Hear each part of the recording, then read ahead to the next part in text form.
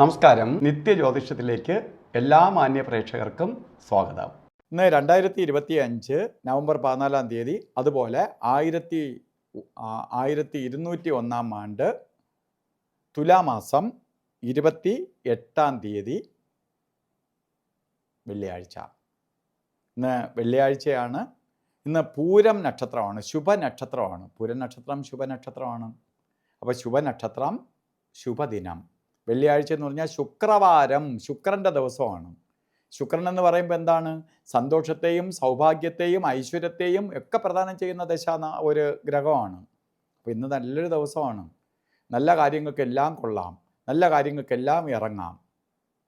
അതേപോലെ ഈ തുലാമാസത്തിലെ പൂരം നക്ഷത്രം ബർത്ത്ഡേ ആയിട്ട് വന്നിട്ടുള്ളവർക്ക് ഒരു വർഷത്തെ ഫലത്തെ നമുക്ക് ചിന്തിക്കുമ്പോൾ, വാർഷിക ഫലത്തെ ചിന്തിക്കുമ്പോൾ നമുക്ക് ഈ ഒരു വർഷക്കാലം നിങ്ങൾക്ക് വളരെ ഭാഗ്യദായകമാണ്. പ്രധാനമായിട്ട് ചില കാര്യങ്ങൾക്ക് മുൻതൂക്കം കൊടുക്കണം. പ്രത്യേകിച്ച് കല്യാണം നടക്കാത്തവർക്ക് കല്യാണം നടക്കാൻ,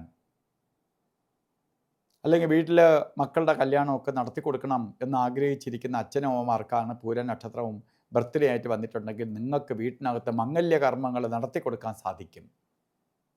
അതുപോലെ വിവാഹ ജീവിതത്തിൽ അകന്ന് നിൽക്കുന്നവർ, അകന്ന് നിൽക്കുക എന്ന് പറഞ്ഞാൽ പിണങ്ങി നിൽക്കുന്ന എന്നുള്ള അർത്ഥത്തിൽ മാത്രമല്ല, ഭർത്താവ് വിദേശത്തും ഭാര്യ സ്വദേശത്തും, അല്ലെങ്കിൽ ഭാര്യ വിദേശത്തും ഭർത്താവ് സ്വദേശത്തും ഇങ്ങനെ നിൽക്കുന്നവർ നിങ്ങൾക്ക് ഒന്നിക്കാൻ സാധിക്കുന്നില്ല.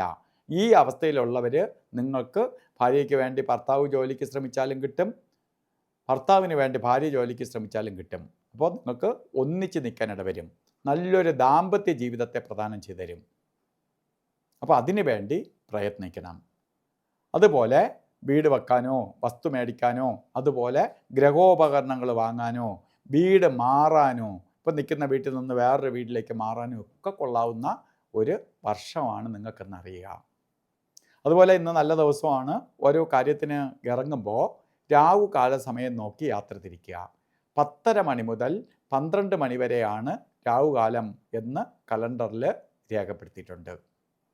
അപ്പോൾ ഇന്നത്തെ രാഹുകാല സമയം വരുന്നത് 10:42, 12 മിനിറ്റ് കൂടി കഴിഞ്ഞിട്ടേ രാഹുകാലം തുടങ്ങുള്ളൂ. അപ്പോൾ 10:30 തീർന്നു എന്ന് പറഞ്ഞ് തുടങ്ങിയെന്നും പറഞ്ഞ് വിഷമിച്ചിരിക്കുന്ന 42 വരെ, 10:42 വരെ ഉണ്ട്. അപ്പോൾ 10:30 മണിയോട് 12 മണിക്ക് തീരുവില്ല, 12:09 തീരുള്ളൂ.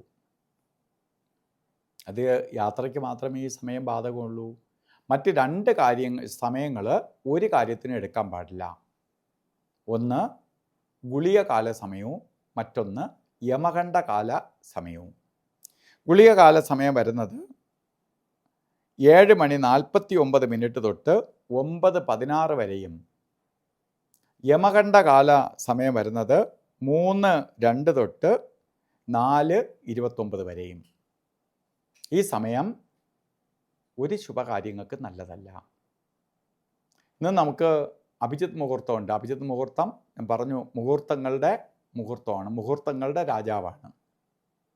അപ്പോൾ അഭിജിത്ത് മുഹൂർത്തം എല്ലാ ദിവസവും ഉണ്ട്. അപ്പോൾ മുഹൂർത്തം ഉള്ള ദിവസം കുറച്ചുകൂടി ശക്തമാണ്. മുഹൂർത്തം ഇല്ലാത്ത ദിവസം പോലും നമ്മളെ സപ്പോർട്ട് ചെയ്യുന്ന ഒന്നാണ് അഭിജിത്ത് മുഹൂർത്തം. ഇന്ന് പറഞ്ഞത് 11:45 തൊട്ട് 12:33 വരെ. ഇതിൽ ഇടയ്ക്കൊരു 4 മിനിറ്റേ കൊള്ളാതെ ഉള്ളൂ. 48 മിനിറ്റിൽ 44 മിനിറ്റും നമുക്ക് എടുക്കാം. അതുപോലെ ഇന്ന് ഓരോ കാര്യത്തിന് ഇറങ്ങുമ്പോഴും വസ്ത്രധാരണത്തിന് പ്രാധാന്യം കൊടുക്കണം. ചുവന്ന വസ്ത്രമോ റെഡ് മിക്സ് ആയിട്ടുള്ളതോ, ഒരു കർച്ചീപ്പായിട്ടെങ്കിലും ഒരു ചുവന്ന തുണി കയ്യിൽ കരുതുന്നത് ശുക്രൻ്റെ പവറ് നമ്മളിലേക്ക് ആഗിരണം ചെയ്യാൻ, ആ റേഡിയേഷൻ കുറച്ച് കൂടുതൽ പെട്ടെന്ന് വലിച്ചെടുക്കാൻ വസ്ത്രം സഹായിക്കും. അപ്പോൾ ഇന്നത്തെ ദിവസം എല്ലാവർക്കും നല്ലത് വരട്ടെ എന്ന് പ്രാർത്ഥിച്ചുകൊണ്ട് നിർത്തുന്നു. നന്ദി, നമസ്കാരം.